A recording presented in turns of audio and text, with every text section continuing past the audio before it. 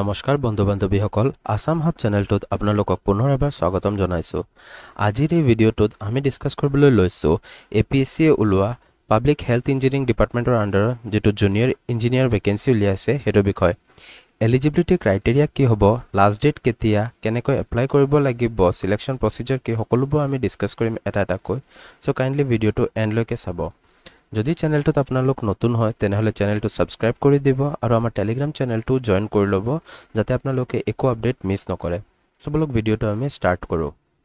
ইয়াত আপোনালোকে দেখি পাইছে ইয়াত লিখিছে the Assam Public Service Commission has announced 187 junior engineer vacancies in the Public Health Engineering Department, Government of Assam.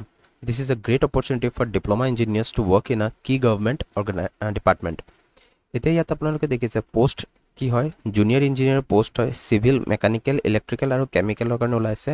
Total post আছে আপোনালোকৰ 187টা। ব্ৰাঞ্চ ওয়াইজ ভেকেন্সি যদি আপোনালোকে দেখে সিভিলৰ কাৰণে সবচে বেছি ওলাইছে, আপোনালোকৰ 160টা ওলাইছে, মেকানিক্যালৰ কাৰণে 10টা, ইলেক্ট্ৰিক্যালৰ 7টা আৰু কেমিক্যালৰ কাৰণে 10টা ওলাইছে।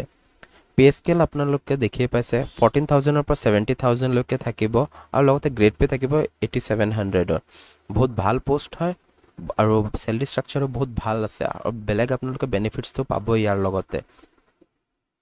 এতিয়া ইয়াত চাওক এডুকেশ্যন কোৱালিফিকেশ্যন দিছে 3-year diploma in the respective branch of engineering from an AICTE recognised institute. আপোনালোকৰ ডিপ্লোমা কৰিব লাগিব, 3 yearsৰ যেটো থাকে সেই ডিপ্লোমা সাৰ্টিফিকেট থাকিব লাগিব AICTE যিবিলাক ইনষ্টিটিউটত ৰেকগনাইজ কৰে সেইখিনিৰ পৰা। ঠিক আছে, আৰু ৰেগুলাৰ মোডত হ'ব লাগিব, এনেকুৱা নহয় যে ডিস্টেন্সত কৰি লৈছে, এটো ৰেগুলাৰ মোডতে কৰিব লাগিব।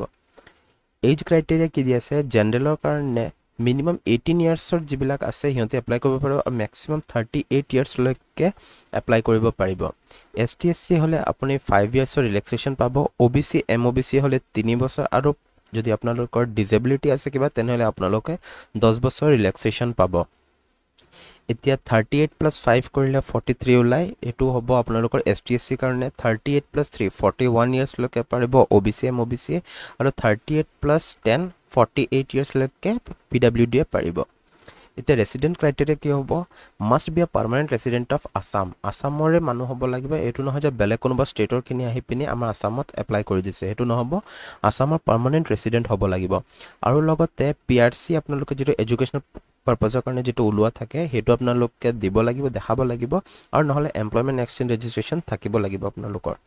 ঠিক আছে, এপ্লিকেশন ফি কিমান আছে, জেনাৰেল আৰু EWC ৰ কাৰণে 297, ST SC OBC বা MOBC হলে 197 আৰু যদি আপোনালোকে BPL বা PWD হয় তেনেহলে আপোনালোকে 47 रुपीसৰ এটা পেমেন্ট কৰিব লাগিব।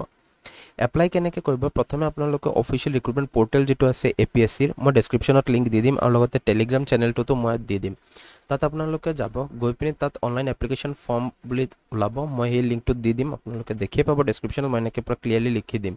তাত আপোনালোকে যাব, গৈ পিনি আপোনালোকে আগত যদি ৰেজিষ্ট্ৰেচন কৰা নাই তেনেহলে আপোনালোকে এবাৰ OTR এটা কৰিব লাগিব। OTR মানে হৈছে ওয়ান টাইম ৰেজিষ্ট্ৰেচন, আপোনালোকে ওয়ান টাইম ৰেজিষ্ট্ৰেচন এটা কৰিব লাগিব। আৰু যদি আপোনালোকৰ ওয়ান টাইম ৰেজিষ্ট্ৰেচন অলৰেডি কৰাই আছে তেনেহলে আপোনালোকে নিজৰ ইউজাৰ আইডি আৰু পাসওয়াৰ্ড দি পিনি আপোনালোকে লগইন কৰিব। কৰাৰ পিছত আপোনালোকে এটো কৰিব যে আপোনালোকে নতুন কিবা এডুকেশ্যন কোৱালিফিকেশ্যন যদি কমপ্লিট হৈছে হেতু আপোনালোকে আপডেট কৰিব। আপডেট কৰাৰ পিছত আপোনালোকে এপ্লাই কৰিব আৰু যদি আপোনালোকৰ আপডেট কৰিব লগা নাই তেনেহলে আপোনালোকে লগইন কৰি পিনি সিম্পলি আপোনালোকে তাত এপ্লাই কৰিব পাৰে, পেমেন্টটো কৰিব পাৰে। আপোনালোকৰ যিমানবোৰ ডিটেইলছ আছে হেতু ডাইৰেক্টলি আপোনালোকৰ প্ৰফাইলৰ পৰা ফেচ কৰি লোৱা হ'ব। ঠিক আছে, আপোনালোকে নিজৰ পাসপোৰ্ট সাইজৰ ফটো আপলোড কৰিব লাগিব, সিগনেচাৰ আপলোড কৰিব লাগিব আৰু যিবোৰ ডকুমেন্টছ আছে ডকুমেন্টছখিনি আপোনালোকে আপলোড কৰিব লাগিব। আপোনালোকৰ মাৰ্কশিট, তাৰ পিছত আপোনালোকৰ যিমানবোৰ সাৰ্টিফিকেটছ আছে হেবোৰ আপোনালোকে পুৰা ক্ৰনলজিক্যাল অৰ্ডাৰত সিৰিয়াল ওয়াইজ আপোনালোকে আপলোড কৰিব লাগিব। ঠিক আছে, গোটেটো এটা PDF বনাব, বনাই পিনে আপোনালোকে আপলোড কৰিব সেমিস্টাৰ ওয়াইজ। তাৰ পিছত আপোনালোকে নিজৰ এপ্লিকেশন ফি দিব আৰু ফি দিয়াৰ পিছত যেতিয়া আপোনালোকে সাবমিট কৰিব ফৰ্মটো, তাৰ পিছত আপোনালোকে এটা নিজৰ প্ৰিন্ট আউট উলিয়াই ল'ব ফৰ ফিউচাৰ ৰেফাৰেন্স। যদি আপোনালোকৰ দৰকাৰ পৰিব পাৰে মানে কি দৰকাৰ পৰিবই, সো আপোনালোকে হেতু প্ৰিন্ট আউট কৰি ল'ব।